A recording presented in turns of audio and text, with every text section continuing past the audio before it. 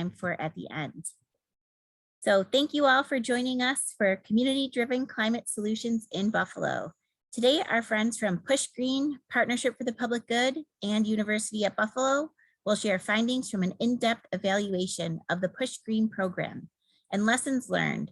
So policymakers, community organizations, like I know many of you are affiliated with, and others in search of effective health and climate solutions can gather ideas about what works, especially here in Buffalo, and especially as I look outside at all of this snow. So Nyaweskeno Onondoa Gania Agiswe Gayo. I'm Kristen Kazak or Kriki Kazak. I'm Seneca, Hot Clan, and Polish, and I work on Buffalo Commons, which is a joint collaboration between Partnership for the Public Good, or PPG, which is a community-based think tank in Buffalo with over 320 different partners, and Cornell ILR Buffalo Collab. As many of you joining us today know, over Zoom, we work with our partners to offer workshops, research, and collaborative opportunities for you all to build capacity or learn about or share about particularly relevant topics impacting our region. We offer a digital library that's available that covers a range of topics, including things like climate and sustainability, and where this report, which will be found on our website by Monday, and I'll share that in the chat in a bit. But before we begin, I'm going to get us started with a territorial acknowledgement. When we think about how to make our communities more equitable spaces and how our impacts and interactions with our lived environments, it's important to both acknowledge and take steps to make amends for the histories, decisions that were made, and the subsequent systems that continue to influence, whether overtly or subtly, our everyday lives. So in keeping with regional protocol, I'd like to start by acknowledging the traditional territory of the Haudenosaunee and by honoring the sovereignty of the Six Nations, the Mohawk, Cayuga, Onondaga, Oneida, Seneca, and Tuscarora, and their land where we are situated and where the majority of our work takes place. In this acknowledgement, we hope to demonstrate respect for the treaties that were made on these territories and remorse for the harms and mistakes of the far and recent past. We pledge to work towards partnership with a spirit of reconciliation and collaboration. Now, if you haven't already, I see some folks have, it would be great if everyone could introduce themselves in the chat. Like I said, your name, where you're joining us from, your organization or other affiliation, and anything you're really wondering about today's session. If you need closed captioning, there's a button at the bottom labeled CC, and we can approve that. As I mentioned earlier, this recorded session and any PowerPoints or materials that are mentioned will be provided to you in a follow-up email. Today, we're joined by a great group of panelists, and I'm really excited to hear from them. So first, we'll hear from Lou DeJesus, a community energy advisor with Push Green, who's helped connect hundreds of families across the Western New York region with energy-saving home improvements and specializes in home energy education. Luce Velez is the founder of Push Silver, an advocacy arm of Push Buffalo for older adults and a longtime resident and advocate of the West Side of Buffalo, especially on issues related to climate and housing justice. Nick Rajkovich is an associate professor at the UB School of Architecture and Planning, whose research focuses on the intersection of energy efficiency, renewable energy, and adaptation to climate change in buildings and in Great Lakes communities. Clarke Gocker is the Director of Policy and Strategy at Push Buffalo. Since 2005, Push has fought and won climate and housing victories at the state and local levels, most recently as part of the New York Renews Coalition, which won a landmark First in the Nation victory in 2019, the Climate Leadership and Community Protection Act, which I think we'll hear more about today. Colleen Kristich is a community researcher at the Partnership with Public Good. As a community researcher, she leverages the expertise of PPG's partners and community members to identify and work towards collaborative policy solutions that address some of the region's most pressing challenges. We'll hear from each of our panelists and then save time at the end for some questions and answers. But if you do have questions during our conversation, you can pop them into the chat. We might be able to lift them up to our panelists. Otherwise, we'll save them for the end. So without further ado, I'll pass it off to Colleen to kick us off. Good afternoon, everyone. Thanks for joining us. So just as a brief introduction to what we're going to talk about today, we're talking about climate change, housing, health, and those intersections. And that's really been brought about by this deep dive that these three organizations Push, PPG, and UB have been doing for the last 2 years. This was part of a health and climate solutions grant from the Robert Wood Johnson Foundation that really focused on how can we expand our narrative around climate change to see climate as a health issue and how climate solutions are health solutions. And so what we're going to do today is hear from Lou first about what Push Green really is, and then we'll get more into how the Push Green program and weatherization affects people's health, especially here in Buffalo. And then we'll hear more in depth about the program, the evaluation findings and the rationale behind that, and some policy recommendations that came out from the evaluation. So that's our plan, and this is where the evaluation came out of. And so without further ado, I'm going to hand it off to Lou. Thanks. Thank you, Colleen, and thank you, everyone. So what is Push Green? And you could go to the next slide. That's our slogan, connecting people to energy and power. Next slide, and that's us. Left to right, Jason Posner, who's a community energy advisor and manages the Warm and Dry program, which you'll be hearing a lot about. And in the middle in yellow is Natalie Rodriguez, our program manager. And then myself on the right, Lou DeJesus, a community energy advisor. Next slide, please. So Push Green is a nonprofit community-based energy efficiency program created by Push Buffalo as part of a statewide effort to reduce energy burdens on renters, homeowners, nonprofit, and small business owners across 5 counties in Western New York. Funding for our projects first became available through the Green Jobs, Green New York Act that was signed into law on October 9th, 2019, and used revenue from the sale of carbon emission credits to support its weatherization programs. Push Buffalo was among many other stakeholders that organized for years to get this program created, and I'm sure that will also come up again later. So in 2012, Push Buffalo founded Push Green, and we support the Green Jobs, Green New York Act by working to get New Yorkers access to free home energy audits, and depending on income, free or reduced price weatherization. And then starting about 8 years ago, Push Green began working with small commercial and nonprofit owners to provide similar services, as well as helping business owners get access to building repair funds. To make the weatherization process simpler for applicants, we help with screening, with paperwork, teaching residents how they can weatherize their homes or businesses through DIY types of measures, which might include installing LED lighting or weather stripping, things of that nature. And we also educate about energy efficiency and sustainability more broadly. So we might do a workshop on geothermal energy, on solar, and we primarily do presentations, webinars, and most recently, a lot of social media and workshops. We also provide pathways to training and work in the green building and construction trades. So I just brought this slide to really illustrate how what Push Green does is, and similar CBOs, that's different from, for example, if someone gets a call saying, save money on your energy bills, buy our windows that are triple glazed and we have great interest rates.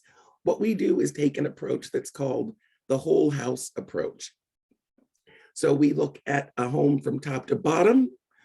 We address combustion appliances for safety and efficiency. We also look at comfort issues, health and safety issues, whole building air infiltration rates, which is basically how much heat you're losing in the winter, and how much of your cooled air you're losing in the summer. We look for building envelope insulation. We do a fuel consumption analysis and assess electrical appliances for safety and efficiency as well, and then the adequacy of mechanical ventilation. Next slide, please. The Warm and Dry program is one that Push Green has done for several years now. And what it does is braid the funding that we use already through New York State for weatherization with funding from homes and community renewal. And the purpose is to do building repair for low to moderate income owner-occupied homeowners who have foundational issues with their structure that keep them from getting energy efficiency work. So this is primarily things like roofs, foundations, and all of these things prevent low to moderate income homeowners from being able to fully access even programs that might in fact be free for them. So what we do is pay for the perform the additional health and safety measures, and then assist homeowners with accessing New York State weatherization programs. And we also pay any cost share on behalf of the homeowner for programs that require the owner to pay into. And this is through a forgivable mortgage, which means that as long as the homeowner stays in the home for 10 years, the loan will be forgiven. And there's also provision within that if the homeowner sells to another family of a low to moderate income range, that family can assume the mortgage. So that's also something pretty unique. Next slide, please. Just to give an example of where we work. Wow, this always amazes me to look at. We are in Erie, Niagara, Chautauqua, Cattaraugus, and Allegheny counties. And this is just a sampling of the folks we partner with to do that outreach. Probably would cover the whole slide if I tried to get everybody's logo on there. So that's just a sample. And the next slide, please. We would love to hear from you. We're working remotely, but we are still very much doing the same work. So homeowners, renters, small business owners can contact us. Our main email is pushgreen@pushbuffalo.org, 716-886-1780, extension 706. And our individual extensions are also noted here. Yeah, I guess that's a good start, and I'll be available for questions. And also, if anyone would like to join our e-newsletter, goes out on MailChimp about 4 or 5 times a year, feel free to drop your email in the chat box. Thank you so much.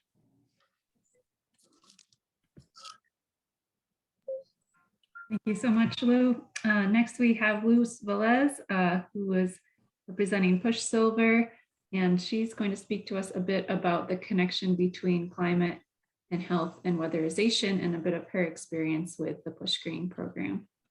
Welcome, Luz. Thank you. I look at things in terms of what has happened in my life with regard to the climate affecting my health. And like so many people, we are watching the news, we're reading the articles and everything that's going on. And obviously our planet is being affected greatly, but on an individual Buffalo lens, me living here has caused me to have a lot of issues related to the weather. From breathing disorders to a lot of comorbidity issues with regard to being poisoned via air quality and mold in my home. It was looking at a number of years ago, I bought a home and I didn't know too much about it. And I didn't understand energy efficiency. I didn't understand insulation. I just bought a home with all the structural things that I wanted, never really realizing that there's more to it than that. And having looked at that, it was always cold in the wintertime. My bills were really super high. I never made the correlation, like I said, of insulation. In the winter, in the summertime, it was very, very hot. And I didn't look at all that. To say that we look at health equity, you know, thank God that at the time that I had problems with my home, COVID did not, was not in the forefront of what's going on now. But when I look at it now, I'm just getting over COVID. Had I not had the work done that the Warm and Dry program was able to afford me, I don't know if my mind would have been of a great nature, because mentally I would have been stuck in a house where I didn't know that my back room had water damage, roof damage. I didn't know that there was mold that permeated my ventilation system. A lot of the things that exacerbated my medical conditions. So when I look at the people from Warm and Dry that came in, evaluated my home and evaluated what was causing me, and with doctor's verification, noting all the medical problems that I had, we realized that a lot of it could be fixed. But when you don't know, you just don't know. And that's exactly what happened to me. And the people at the Warm and Dry, they came, they fixed my roof. They did the mold remediation so they could clean up everything that was there, improving the air quality so I could breathe better. They put in new furnace, hot water heaters. I mean, they did things that I never would have been able to afford. And if they hadn't evaluated, I wouldn't have even known that I needed all the things that I did.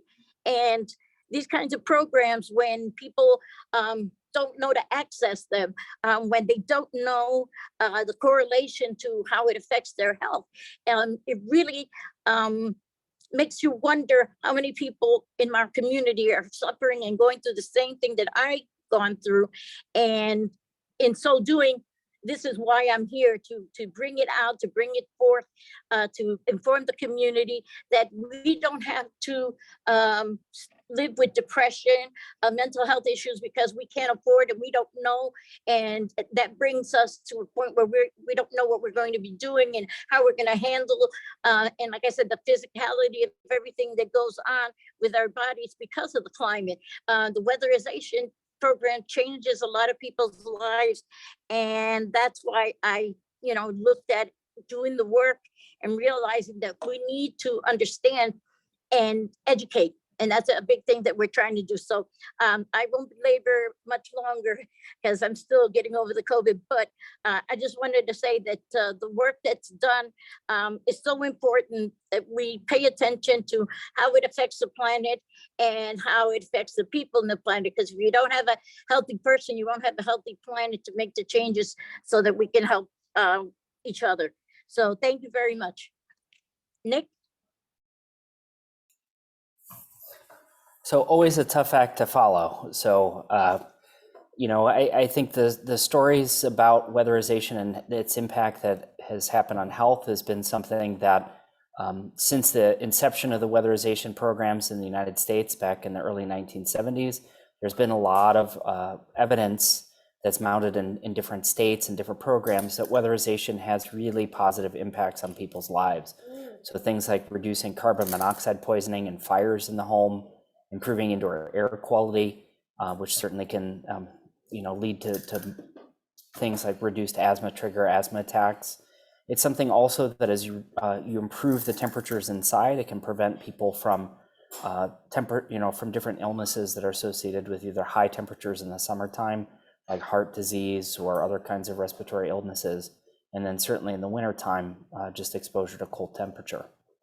And also, we spend 90% of our time indoors. That's not my statistic. That's actually what the EPA estimates. And so having a better quality indoor environment is really something that is tied pretty closely to mental health, lower stress, and also just being able to afford things, like your energy bills or also having a little bit of extra money to be able to pay for prescriptions and other kinds of things. The interest in the weatherization program and its impacts on health, although there's been a lot of things that have been gathered kind of informally since the early 1970s, it really has only been in the last 15 years or so that those links have started to be put together.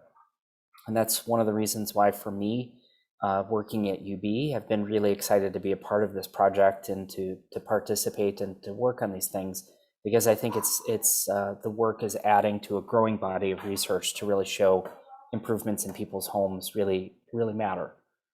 One of the first studies, though, that started to really tease out the link from a scientific standpoint was a study that was actually done in New Zealand in 2006, 2007, and it was actually done by a school of public health.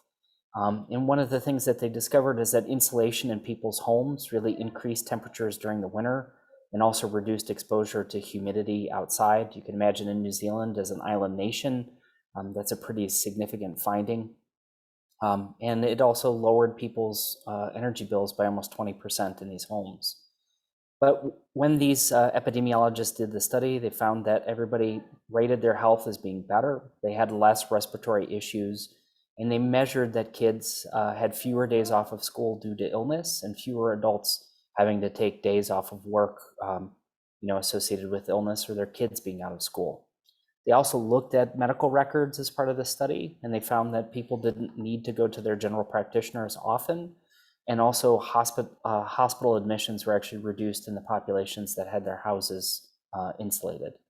And so the conclusion from this study, and this really became a game changer in the United States in terms of looking at these things, was that insulating houses made people warmer and drier, which is the name of the PUSH program, and had better respiratory outcomes and things like that. Moving into what this did in the United States is kind of a basis for the study.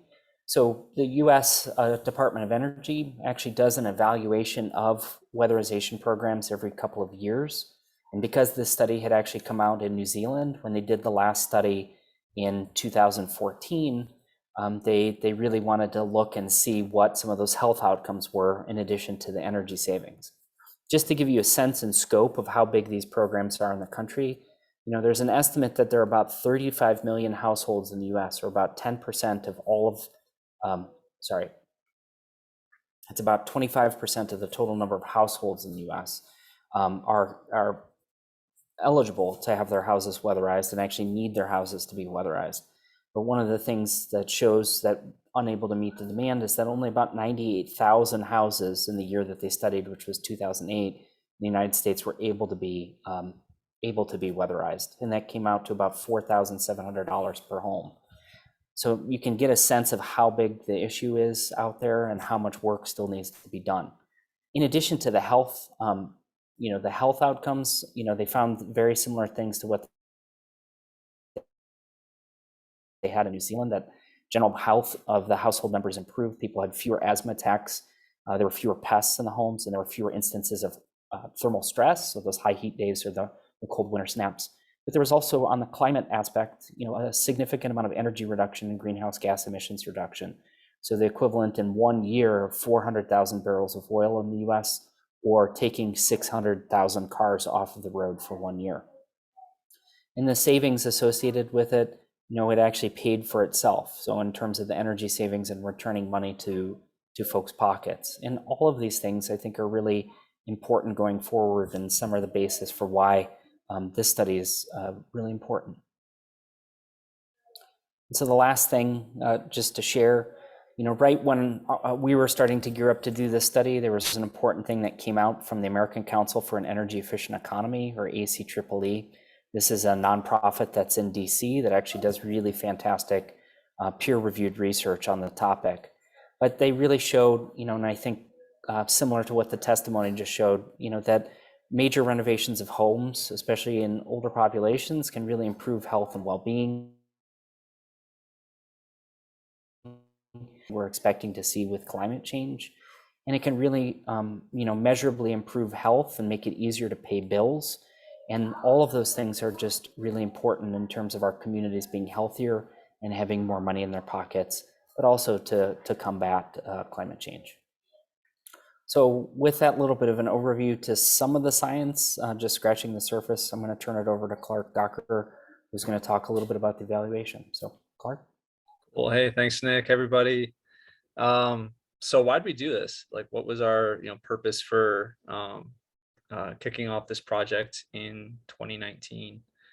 So Push Green launched in 2012 to address the intersecting conditions of substandard and unhealthy housing, weatherization and energy efficiency redlining, the monopoly power of our investor-owned utilities, employment disparities that impact Black, Indigenous, and people of color or BIPOC communities in our region, and the lack of representation of minority and women-owned businesses in a lot of the emerging green sectors in our local economy. So over that time, we developed strategies to increase access to weatherization and healthy home services and investments. Example that Lou mentioned, the Warm and Dry program. And we've committed to maximizing community benefits for poor and working class residents, marginalized workers, and MWBEs. And so as we kind of turn the corner on 2022, we're actually, Push Green is now celebrating its 10th anniversary this month. And I think in the lead up to that, with this project, we really wanted to know what kind of impact the program has had on the lives of area residents and whether the program has led to improvements in environmental quality and increased economic opportunity. So as the opportunity to pursue this project emerged, we found ourselves in a powerful movement moment in New York State. So at its heart, Push Buffalo is a community-based organization that relies on a theory of change that believes real people have real power and can mobilize to change the material conditions in their lives by contesting for power at the highest levels of government or targeting corporations or other unaccountable actors. In 2019, after years of grassroots organizing and mobilization with allies in the statewide New York Renews Climate Justice Coalition, we found ourselves on a path to a massive legislative victory in Albany. In June of that year, June 2019, we won passage of the Climate Leadership and Community Protection Act, which set in law the strongest climate and equity goals for any state in the country. The CLCPA commits New York State to goals of 85% direct greenhouse gas emission reductions economy-wide by 2050 and 100% renewable electricity generation by 2040. In addition, the law mandates a goal of 40% of climate and clean energy investments are directed to so-called disadvantaged communities in New York State. The CLCPA now stands as a powerful tool for frontline communities like ours to leverage to bring state actors into compliance with the law and into alignment with the just transition values that animate the climate justice movement, which Push Buffalo is a part of. The state is in the process of publicly vetting a draft scoping plan. As we speak, it was released on January 1st. That scoping plan is essentially a menu of sectoral strategies and actions that could be implemented to meet the CLCPA's goals. In our view, the state has no other option but to collaborate and submit to new forms of co-governance with climate vulnerable frontline communities that are demonstrating the viability of solutions that put communities in control and address the root causes of the climate crisis.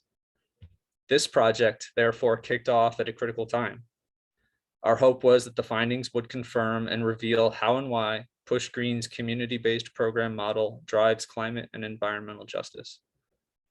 The state is now on the cusp of investing over $50 million in a next generation regional clean energy hub program that will center the leadership of community-based organizations like Push and target new investment to disadvantaged communities following the mandates of the CLCPA. The findings from this project are helping to inform a proposal we're developing in response to an RFP for this new program. Next slide. So our project sought to evaluate how Push Green addresses the health impacts of climate change while improving overall health equity and community well-being. It also sought to understand the impacts of COVID-19 on the emotional, physical, mental, and financial health of past and prospective Push Green participants. Would the experience of living in a weatherized and healthy home mitigate harm or improve resident well-being associated with the pandemic? So that actually emerged as I think another focal point of our project that we didn't lead in with because the pandemic conditions weren't with us at that time. But in spring of 2020, we pivoted and kind of shifted the focus in the direction of some of the research. So our key research questions included, how well does the approach of Push Green work and why? And so that question was really digging in around the community-based program delivery model. Like what aspects of that model were effective, and what could be replicated or scaled up in in other communities. The second question: how effectively does Push Green address health impacts of climate change? For instance, what are the impacts on residents' utility burdens? Is energy poverty reduced among Push Green participants? What is the impact on their financial health? And then lastly, how effectively does Push Green advance health equity? And by that, we mean, what is the impact of Push Green on reported cases of asthma? The impact on reported cases of lead exposure? Do residents report changes in severity of allergies? Many of the, I think, same conditions that Nick just referenced in some of the research that he reported on. And yeah, I think I'll pass it off to who's next. Okay, I think that's me. So as Clarke said, we assembled a team that was from Push Buffalo, PPG, University, and University of Buffalo.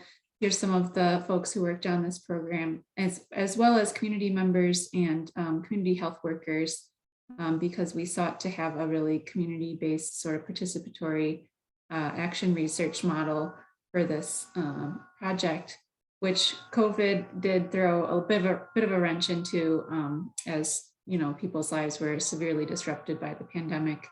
But here's a few of us that worked on the project. Next slide.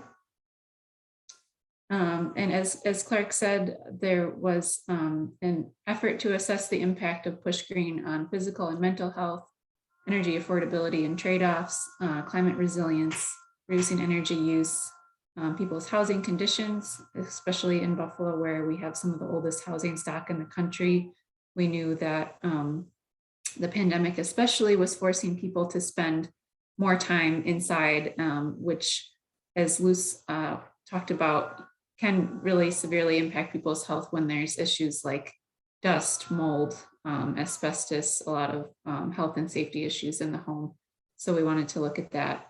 And then, as Clarke said, the PUSH model of being a community-based energy efficiency program. So what did we find out? Next slide, please. Actually, first our process. So as Clarke said, we had started this program project in 2019 and had our research questions, had our steering committee together by February of 2020. And then of course, in March of 2020, everything changed. So we reworked the interview questions to include questions about how the stay-at-home orders were affecting people, how COVID was affecting them, really to be able to capture that moment and ask about the Push Green program, ask about weatherization, but also just find out, how is this extended period of isolation and this, really catastrophic event affecting people. So we reworked our interview questions and reached out to past participants of Push Green and some who were on the waiting list for Push Green, so who hadn't actually been through the program but had expressed interest to conduct interviews. That was March, April, and May of 2020. We had about a 16% response rate. We interviewed 39 people, all on the phone or on Zoom. Just again, it was a very difficult times for a lot of households. So it was a bit challenging to reach people, and it was different than we had first anticipated, where we would have liked to do things face to face, but it just wasn't safe at the time. So everything was done remotely. We then mailed follow-up surveys every week for 4 weeks and went through that interview data to code for themes that we were finding. Following that, in September and October of 2020, we conducted 4 virtual focus groups with 12 participants total to go deeper on some of the themes that had been coming out from the interviews. Next slide.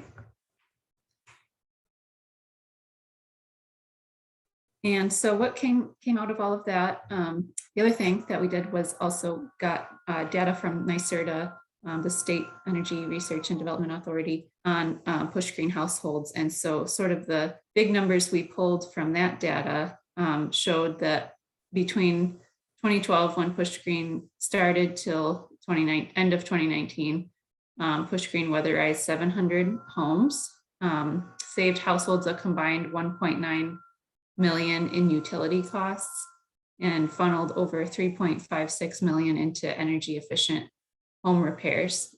An additional 1 million was invested in homes since 2017 through the Warm and Dry program. And an estimate of greenhouse gas reductions is that through the Empower New York program, which is specifically for lower income households, 1.19 metric tons of greenhouse gas emissions were reduced per year. And through the Home Performance with Energy Star program, which has a wider income guidance, that program reduced greenhouse gas emissions by 2.87 metric tons per year. On top of that, Push Green participants saved an average of $388 per year after weatherization. Next slide. So then the themes that came out of the interviews were much more qualitative, and we found that due to job and income losses, this was sort of the number one thing that came up as we talked to people, was that due to job and income losses, the stress of social isolation, new childcare responsibilities, and the uncertainty of health risk for oneself and others, the COVID-19 pandemic has increased overall anxiety and exacerbated poor mental health. The pandemic also enhanced people's awareness of the conditions of their home, and Push Green's weatherization services have made homes more comfortable, safe, and affordable. We also found that people with pre-existing health conditions had more difficulty paying energy bills, and this was true kind of regardless of if they had been through the program or not. If folks had chronic conditions or health conditions that were needing to be actively managed, it made it much more difficult for them to pay energy bills in full and on time. So those trade-offs were still happening between paying an energy bill or paying a healthcare bill or buying food. We talked to quite a few people who move money around depending on the month just to be able to cover whatever's needed the most at that time. Next slide, please. A lot of folks that we talked to spent a good amount of time talking about how their thermal comfort in their home has improved, how they were able to set their thermostat at a more comfortable temperature because it wasn't as expensive to heat the home after weatherization. So one woman that we talked to, she said, it's like a win-win kind of thing. It's an older house and all the bedrooms are upstairs. During the summer, it was so hot, so humid, you could hardly sleep. The house was drafty before. They insulated the basement and attic. It's drier and warmer now, and the gas bill did go down. My heating bills during winter 2018 was over $900 for 6 months. This past winter, my bill was $670. So insulation has reduced the bill by a third. To me, that's significant if I can save $500 to $600 a year. So that on average, the evaluation showed that households are saving $388 on average a year. So that was a common thing that came up, was people talking about their appreciation for noticing their bills were lower and less draftiness, and the peace of mind that offered. Really, a lot of people spoke about, just having less anxiety about the furnace going out in the middle of the night, or people who've been through Warm and Dry and had roof replacements done, especially, were much less worried about water coming into the house, leaks, things like that. Next slide, please. Okay, and then I'll kick it back to Clarke for some of the recommendations. Great, thanks, Colleen. So yeah, first I'll say our plan is to release the final report sometime next week, and we'll be sure to share that with everybody. And in the report, you'll find a kind of a full breakdown of recommendations. I think for the presentation this afternoon, I'm just gonna rattle off a couple of the bigger ticket ones. And then kind of look at those across kind of the city, county, government scale, and then on up to some state policy recommendations. So yeah, I think these, this slide here really just speaks to, I think, really the most generalized set of recommendations, things that should be incorporated in weatherization and healthy homes programs at whatever level of government. So investment should be long-term, comprehensive, coordinated, community-based, and research-driven, and that increase funding, or that we need to increase funding and braid those resources together to create and leverage those comprehensive impacts that we know are possible, that we've seen on a limited basis in our warm and dry program. Next slide. So yeah, at the city county level, city and county governments really should develop targeted climate resilience and mitigation investment plans for historically marginalized communities. I'll give the Erie County government a lot of credit. They're in the midst of a community climate action planning process right now, in which they're centering racial justice and racial equity as a part of the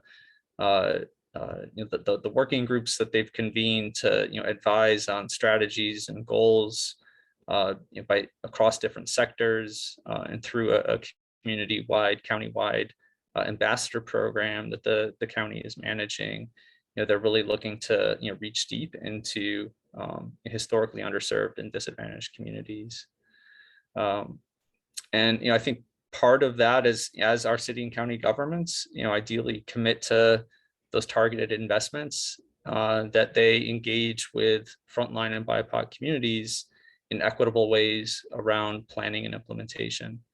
And that, I think, another way that we see commitments to targeted investment happening, really the conditions that can make that happen, comes through a commitment to institutionalize capacity within municipal government for coordination and support of those community processes, of community-based solutions. And so if you've been following the PPG community agenda process, you'll notice one of the planks in the 2022 agenda is the creation of a Office of Sustainability within city government in Buffalo.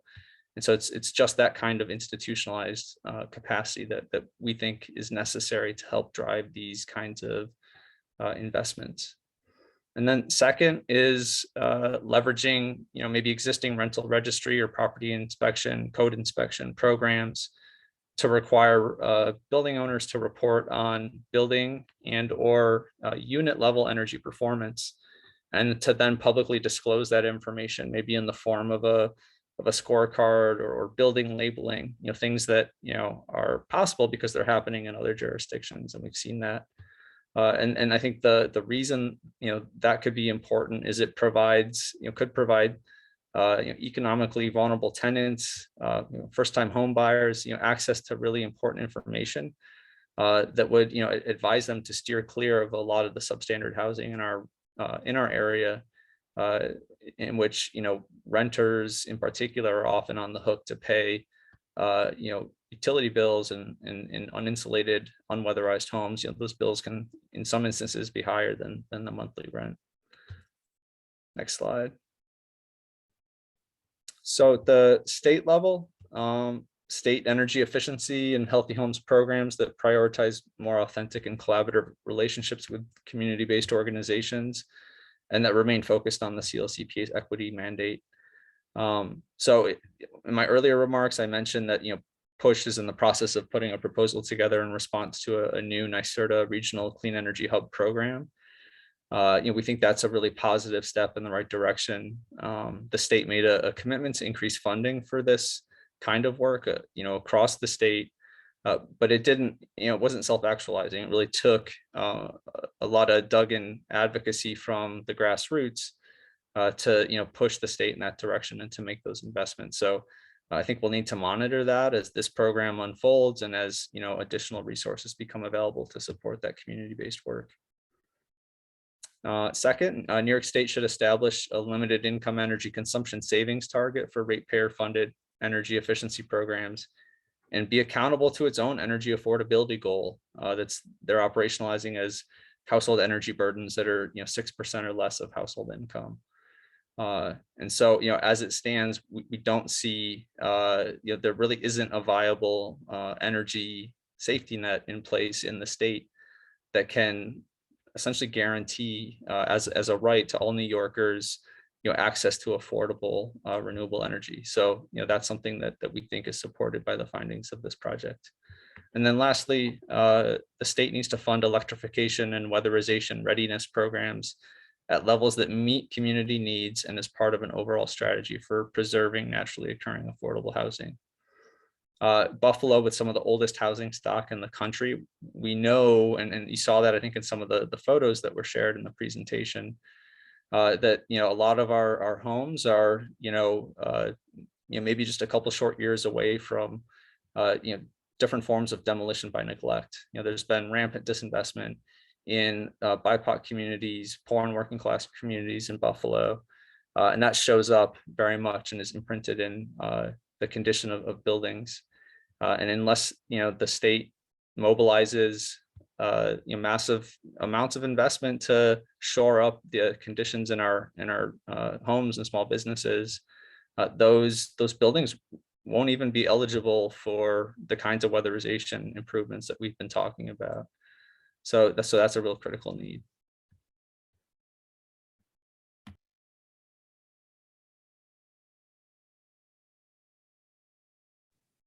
Thanks so much, Clarke. And if anyone has questions or feedback for anyone that spoke today, our contact information is here. We can also, you know, share these emails and contact information in the follow-up email with the report, a copy of the recording and the slides. So you'll have everything we talked about today in an email and our contact information as well.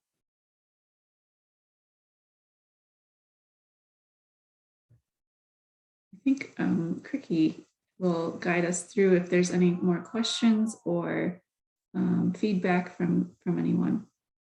Yeah, so thanks everyone for presenting. I'm just going to leave this slide up just in case folks are writing anything down just for another minute or so. But we want to invite folks who are joined us today to ask any questions. You could do it either in the chat or you're welcome to raise your hand or unmute yourself for questions for any of our panelists. And I think one of the questions that someone had who wasn't able to join us today, but who sent an email is, what would it take? You recently mentioned the Office of Sustainability. What would it take to establish that? Do other places have similar offices? What would that mean and look like for Buffalo?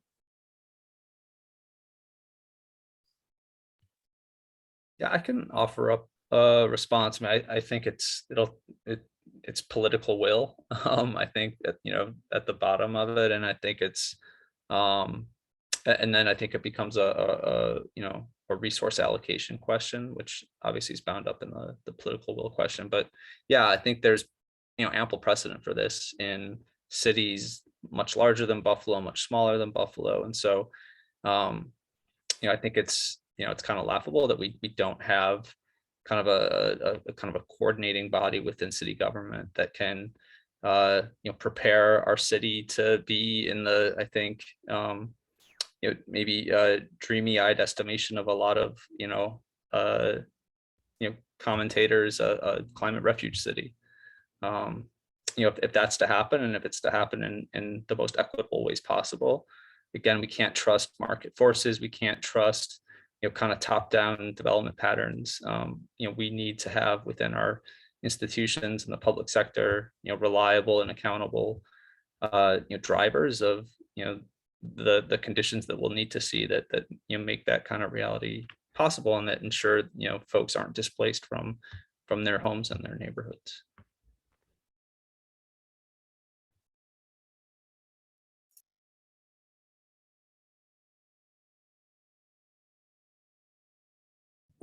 I see Greg has a question. Go ahead, Greg. Yeah, I've kind of been involved in this work for about 40 years, and it's intriguing to, I kind of look at the overview, to try to figure out how you really can address the problem on a large scale. What you're doing, of all the organizations I've seen throughout the state, probably excluding New York City, you're way ahead of the game in the sense that you have a comprehensive understanding of the problem along with an in-depth on-the-ground working system, which doesn't exist in a lot of other communities, by the way. So you're to be lauded for that, along with your leadership on the Climate Act, which is absolutely essential. The policy that comes out of that will determine the future of the state in our estimation. There is some harsh realities. There's 35,000 units in the city of Buffalo, single family, rental, and otherwise. About 20% of them are home ownership. The rest of it is balanced between absentee landlords, neighborhood landlords, et cetera. And most of them are in severe condition relative to climate. The second reality that's frightening is the fact that we're electrifying our economy over the next 20 years, which means the fossil fuel systems that we have in these buildings will be obsolete and or removed, and heat pumps will come in, and that requires an enormous difference in how we handle insulation. And the third reality is that if you think about 35,000 units and you think that you folks are doing, and you're one of the few on the ground doing it, weatherization 70, 80 units a year, we never really get where we need to go. And then the fourth reality is reducing utility costs by 25% isn't effectively addressing the climate problem. So the weatherization issues are just by doing the attic or the basement or a combination thereof or windows, how does one get to a point where that building becomes energy efficient? And that's a huge problem. And you're absolutely right when you say that the resources that the community needs to garner, along with what the state, is huge. If you just take just a simple kind of a mathematical number, that 35,000 units, you're somewhere around over $1 billion to properly energize those buildings for the future based on the Climate Act. It's in a way, it seems like an overwhelming task, but I think you folks have a real good sense of what the reality is and also what needs to happen and how policy has to be part of it. We have some technological advantages on retrofits that probably will be helpful. That can be applied along with some new construction technologies that probably could help. But it's a massive undertaking, frankly. And in finishing, I just think there's two things that impressed me about what you folks are doing, and one is the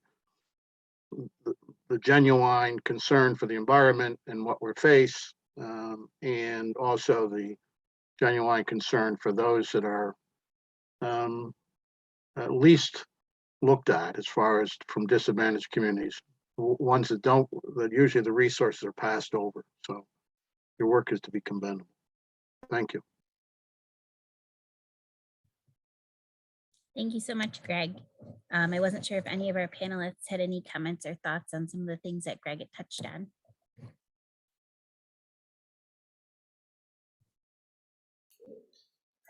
I mean, oh, sorry, Lou, go ahead.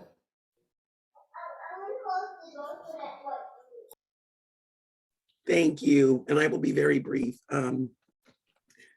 I think what has been helpful in taking a really grassroots look kind of approach is, in response to what Greg has said, the perception generally is poor people are concerned about saving money. That's what they're about. They just want to save money.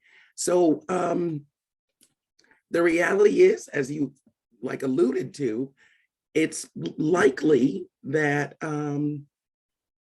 cost saving may not necessarily be as substantial as we would like as far as energy consumption, but it's been kind of anecdotally proven. I don't know if there's anybody else that wants to do some more research, but we've sat with low to moderate income renters and said, you know what?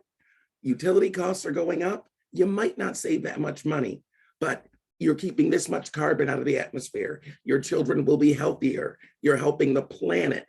So that's also got to be really considered when crafting programs. And obviously for folks that have our few kind of non-LMI customers, very rarely is money an issue. The motivator is, you know, a love of community, love of planet, and wanting to feel like they're doing a part.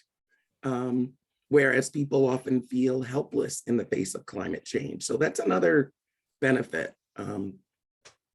Hope that makes sense. Thank you very much. Check. Thanks, Lou. Go ahead, Nick. I was just going to say, I mean, I agree entirely with what Lou just said. And I was also just going to say that the data is there to show that these programs make sense from a lot of different perspectives. And, you know, the Department of Energy, NYSERDA have all shown that, like, there's energy savings that pay back for the money that you're putting into it. And when you add the greenhouse gas emission savings on it, you know, that just is an additional incentive. When Health and Human Services looks at this and they put a value on the health costs, you know, the programs pay themselves back just on the health costs. And so the kind of crazy thing, by the way, that we've put, you know, all of these different programs in silos is that we never really look at weatherizing people's homes holistically and say, you know, if you really add it up and you're putting a couple $1,000s into people's homes, you're getting tens and tens of thousands of dollars in return.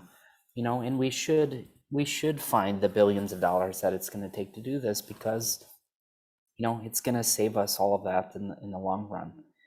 There's a lot of debates that happen in Congress and at the federal level. You know, in a lot of ways, there's a lot of politics around how the research is done.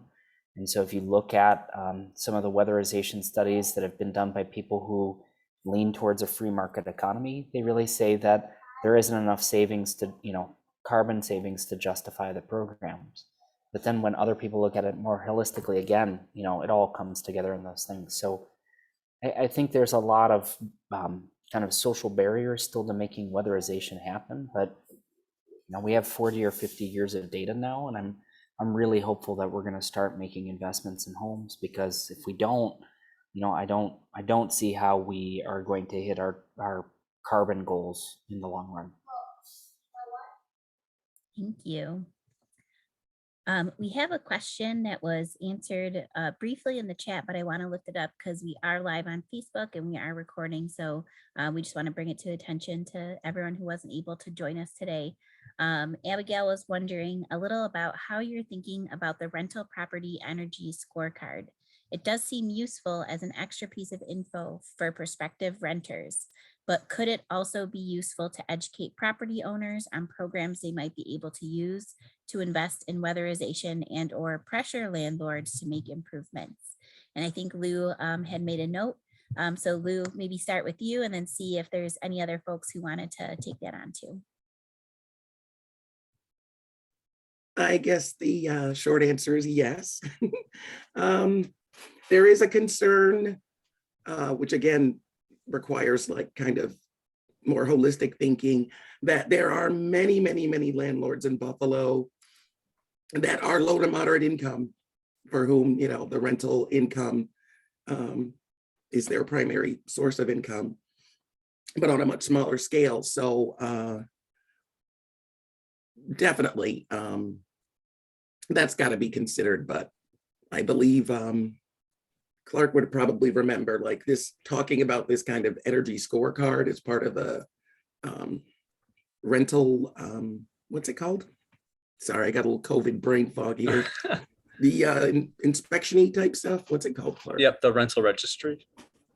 Yep. Yeah, that would be very, very valuable, because again, I just kind of briefly wrote in there, a lot of it is misperception. So we do try to reach out to landlords, and a lot of them don't understand that some programs really, really are completely free because they have tenants that are low to moderate income. So getting that kind of information out is invaluable.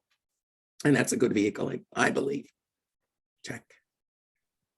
Yeah, I'll just echo that. I think that's precisely right. And I think it just, you know, kind of puts landlords on notice, maybe, or building owners on notice in the right ways, and really kind of directs their attention to, you know, a lot of the existing no cost or low cost resources that are out there, right? So I think it's still policy in the state that, and Lou mentioned this in her earlier remarks, that just about everybody in the state qualifies for a free comprehensive home energy assessment, right? So if you're a property owner and you own a 1 to 4 family building, like, you really have no excuse, right? You can kind of voluntarily, you know, benchmark your building by signing up for a comprehensive home energy assessment, and you know, walking away with you know, a pretty comprehensive report.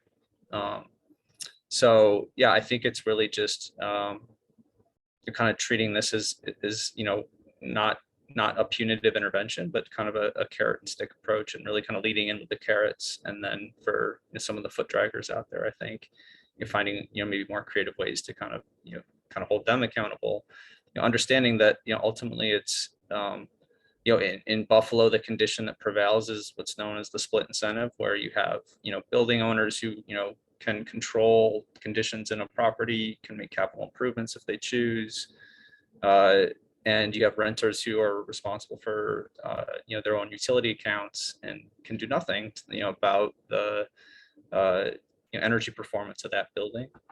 And so I think this is just, you know, a potential, you know, creative way to, you know, kind of thread the needle on that split incentive, and to really bring, you know, both parties to the table, and to have, you know, in this case, city government leading on that. Yeah, and I just remember in the interviews, we talked to someone, and she was saying her energy bills at a small apartment were $200 a month in the winter.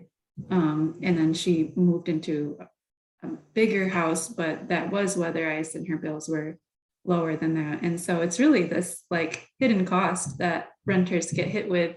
You see what the rent is on paper, but you don't actually know until you're living there how much you're going to be paying in your utilities. So it would really help. I think, yeah, both parties really, if the landlord has the energy scorecard and has had it weatherized, to say, hey, here's you know, one more selling point of my property. It's incentive to live here. The bills are lower. I had it weatherized, rather than just out of nowhere getting hit with hundreds of dollars a month in heating costs, like happens to a lot of renters. Great, thank you.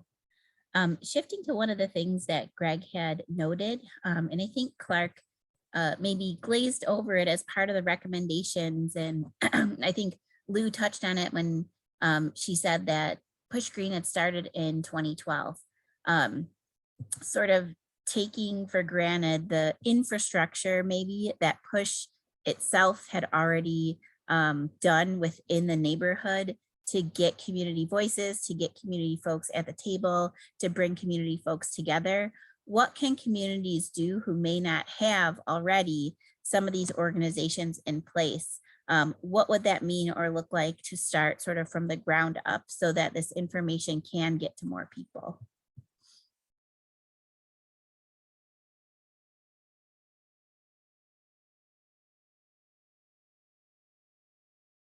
Really easy question.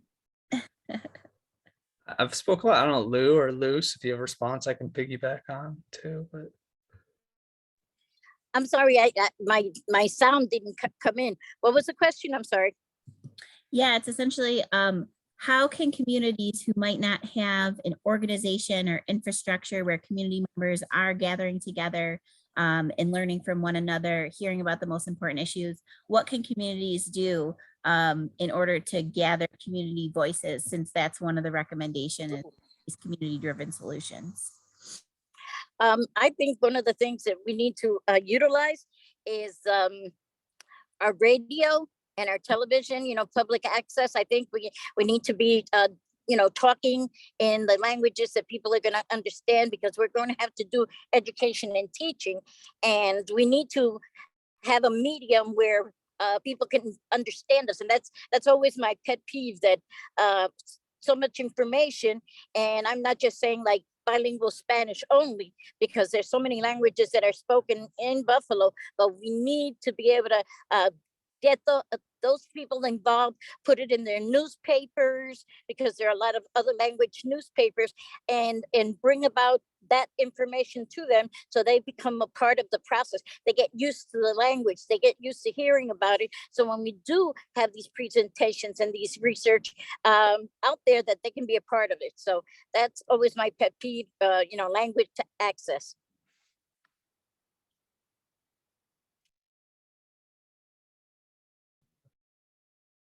Thank you.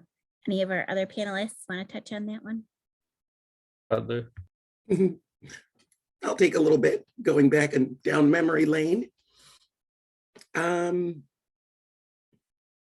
would say it's not necessary. You don't necessarily need like a huge body of people to start. But what stands out to me most after having volunteered with Push, I don't even know how long before I started working for Push, is to have folks just start talking to each other. Because I think part of what was going on, that probably certain large monopoly utility owners were kind of aware of, is that being delinquent on your utilities is something people are shamed for. Having your gas cut off, you're shamed for. Using the dangerous space heater, think of the children, people are shamed for. But I can remember sitting in meetings, and maybe not, like I said, 15 people. And once you realize it's happening to everyone, then you can start talking about like a more structural analysis, reminding people that, half an hour of one of these utility CEOs' pay could probably like do your whole block club's gas bill for the year. So that seems to be kind of, I would say, maybe the primary thing. There are, of course, a lot of actions and ways that can play out, direct actions, community Congress type things, but that I think is sort of at the heart of it. Check. The only thing I was just going to add is when you look at it nationally, basically any place where people get together, there have been organizations that have come together to address, the issue of weatherization in houses. So there are great examples of churches, coming together and working to weatherize homes in the community, or things through local high schools that have like trades programs as a way to reach out to parents and to give students experience. And so, it doesn't have to be that you found an organization like Push. It really can just be getting a handful of people together and saying, this is important to our neighborhood. And there's a lot of great examples of making that really work well. And just things as simple as like buying in bulk, buying lots of insulation if you're going to do houses, and sharing that as a resource, and bringing the cost down. All of those things are good steps to start moving forward. Yeah, and I'll just say, at the highest level, maybe in New York, is, how do we kind of, just as individuals, as community members, kind of advocate for the conditions that we need to see that would enable more Push Buffaloes to be out on the streets as boots on the ground. And so, I mentioned that on January 1st, the state released its draft scoping plan for the CLCPA, and that actually kicked off I think it's a 120-day public comment period. Probably around March, the state will be rolling out actual, virtual or in-person kind of public comment forums and opportunities as related to the draft scoping plan. And so I think that could be a venue where folks, again, individuals, households, can show up and just speak to the needs that they have, and how those could be met if there was greater capacity and this kind of infrastructure in more communities across not just our region but the entire state. Great. Thank you. And then we had one more question still. A lot of different folks are from organizations, so maybe it's the flip side of the question that was just asked. So maybe there are organizations that do exist that serve the community already. What can or should they do right now based on the findings from this report? What is sort of the first next step or the second sort of next step for them to with the folks that they work with within their communities? Call Lou and you'll get your logo on that cool heat map. Lou, take it away.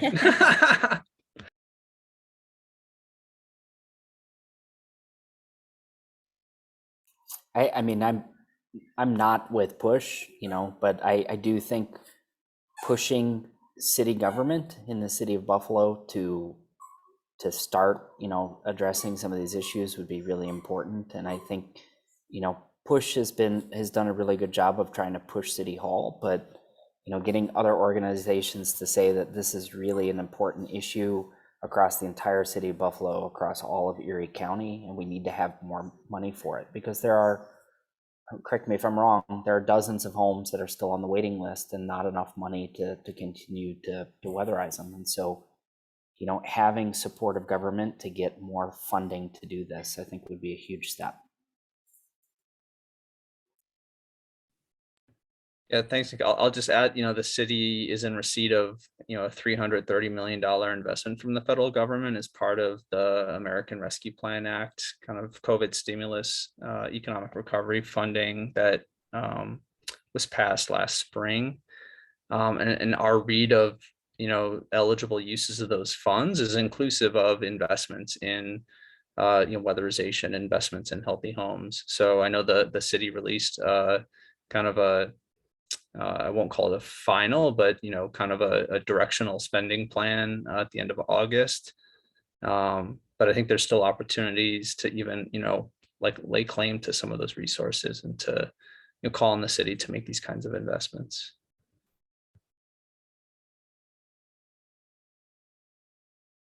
Great. I see Lou is unmuted, and then maybe Colleen.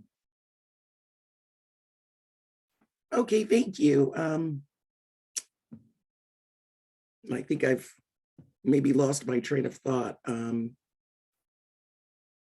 The workforce aspect of this is also something that I believe, I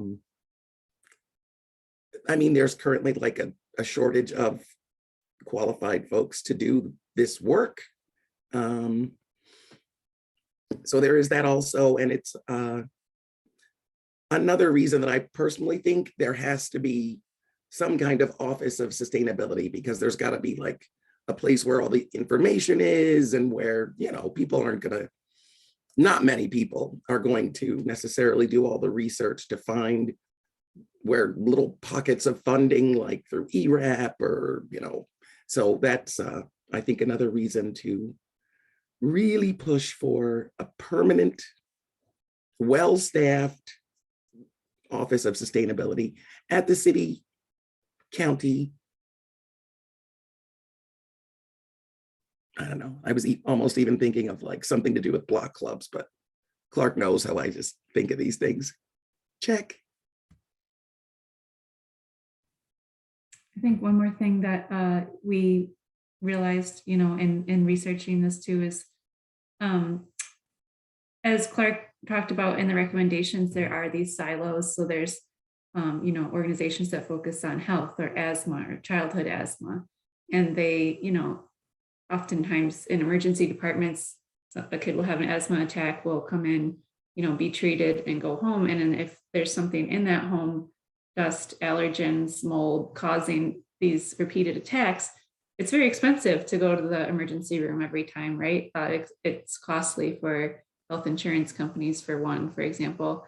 And so just the more that, especially larger like health insurers are shifting their focus to social determinants of health, or expanding things that they fund to more things related to housing or socially determined or environmental causes of health issues, that's a huge help, because there's so much that so much funding that could be used more wisely, basically through prevention.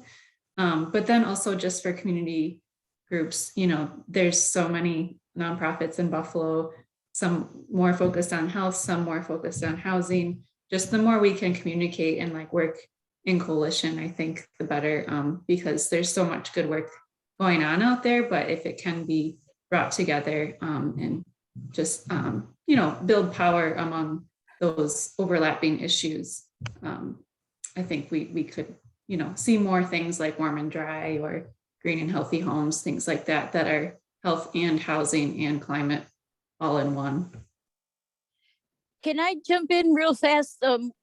Colleen, what you were saying kind of triggered the whole idea of, if we look at saving money for the state and even the federal, by investing in these kinds of programs, there's less that you have to invest in medical insurance, Medicare, Medicaid, because you're keeping people healthy. When those kinds of situations where families come into the hospital, a child has respiratory problems, I think there should be a connection between assessing the home and what's causing all these allergens and all these attacks. I think there should be a connection in terms of having some type of evaluation tool in the hospital itself. And then, maybe they need Lou to come in or Jason to come and do an evaluation of the home and see if that's a deterrent. And also I was thinking too, I know a lot of people right now out of breath, but I'm thinking about a lot of people who, if you have asthma or bronchitis and you finish using your, what do you call it? You used to call them aspirators, what is the pump? You can't get another one because there's only a certain amount allowed per your insurance if it's Medicare or Medicaid. So that's also too something that needs to be looked at on a state and federal level, because it beats somebody being hospitalized for upper respiratory problems or even worse, especially with the COVID, making them more susceptible to getting sick because of that. So, on a state and federal level, I look at, dollars and cents, so you just triggered that in me. So I had to get it off my chest, so to speak. Thank you. Thank you. That's great. And you touched on this idea that it's more, how do you treat this sort of upstream challenge versus the downstream outcomes that are happening? So thanks for sharing that. Those were all the questions that we had in the chat, but I just wanted to invite any of our participants again. If you have questions, you can put them in the chat, or you're welcome to unmute yourself right now. Hi, my name is John Mars, and I'm a housing case manager at Catholic Charities. And this, like the last bit we've been talking about, just made me think of a couple of clients that I'm working with who have been having health issues related to the conditions of their housing. Like one in particular is having a lot of asthma and upper respiratory problems due to like a lack of heat of the furnace not being maintained, and so it's shut off, it's unusable, and that's causing her and her children to have asthma problems. And her case is actually before Buffalo Housing Court, and one of the issues is Buffalo Housing Court is still under the impression that if there's something wrong with the house, you can just simply move to another house. And I think all of us on this call know that like that's just not possible. There's the conditions, the poor housing conditions, on one side of town are on every side of town or are in every neighborhood. And on top of that, housing's just becoming less and less affordable. So I guess I don't really know what I'm trying to contribute here other than to say like it's an advocacy that needs to go into like how policy is determined and how even how the courts are functioning, because they still are in this mindset that was maybe true pre-pandemic, but it's not anymore, that if there's a problem with a person's house, they can just move to another house. And I think what all of us on this call probably realize is like this affects all the housing, like all of Buffalo housing is in need of repair, is in need of, energy efficiency, is in need of greening. And so I just wanted to kind of say like from my perspective as a housing case manager, like I see this every day, like the conditions of housing and the need for like modernization and energy efficiency and heating and all the rest. Like it's my entire caseload is full of people living in those conditions and really not having anywhere else to put them. So I just wanted to, say like this is a definitely, as a person working in a housing organization, like we deal with this constantly, and I'm really glad to hear what's going on with Push.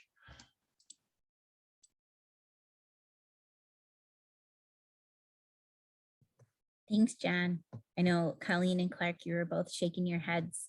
I know that has been one of the conversations throughout the PPG agenda process the last several years. Your point exactly about how folks can't just pick up and leave from their home, and who is on the hook for doing those repairs. I think we touched on it a little bit earlier in the conversation, but when it does something like go to court, how can you advocate for the folks who are actually in the home who are being impacted to not have to necessarily pay for that? And it gets to the question that was asked earlier that Lou touched on, is how do you educate those landlords to help them to realize that there are steps that they can take, as Clarke mentioned, that are possibly free or low cost to them, that could be helpful for everyone who's involved. So I just wanted to invite any panelists to see if they had any comments based on John's conversation. I would just say, I'm just looking around, I see Jay and Natalie have joined us too, or maybe been on this whole time, but welcome. So, that's the triumvirate of the Push Green team, the photo of 3 that Lou shared. But yeah, John, please like get in touch with our team. And, I think your comments and Cricky, I think how you summed it up, again, point to the structural conditions that exist that aren't easily addressed, but at the kind of, case management kind of client level, I think, there's some relief that we could provide ideally, like, and so, yeah, please reach out to our team and we can at least try to, help triage and maybe kind of stop some of the, the harm that's being inflicted on those folks that you're working with.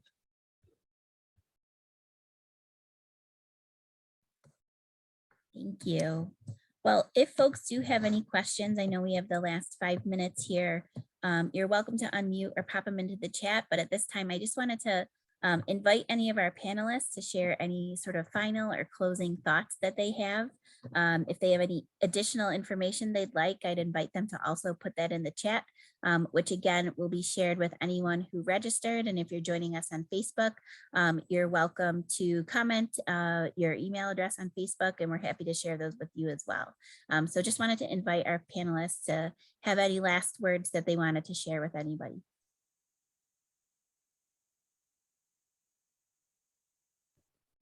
I'll just say thank you everyone for coming, and it's been a pleasure to work on this project with the Push Green team and all the other partners. And just from this conversation we're just having, it reminds me it's one seed, and that there's many avenues that need to be pursued, both on climate, housing, health, to really move us into where we need to be, especially in the city of Buffalo.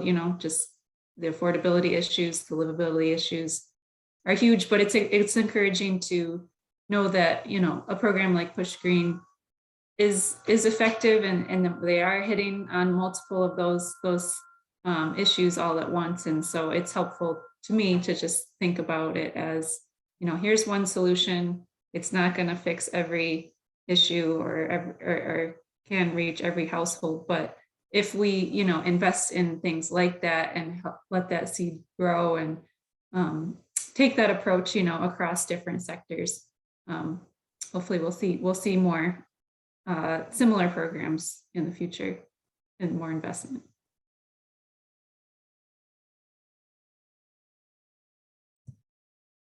Thanks, Colleen. Lou, Clarke, Nick. I was just going to say that from my personal point of view, I think that we need to see that more people in our community be a part what's going on in terms of these types of housing programs and warm and dry and remediation programs. So we need more money in order to get a lot of these different projects more accessible to people, including outreach and everything else that needs to happen. But everything comes down to dollars and cents. We can't fix something if we don't have people to fix it, to put things in order. So I'm done. Thank you. Thanks so much, Luz. And I know Lou, Nick, and Clarke have put in the chat that they also just wanted to thank everyone for participating today. So with that, if anyone has any questions, you're welcome to email buffalocommons@cornell.edu. As we mentioned earlier, this report will be available on the PPG Buffalo Commons Digital Library by Monday of next week, but we'll also email it out. So please, if you haven't already, provide us your email address and we'll send it to you directly. So have a great rest of your afternoon, everyone, and thanks again for joining.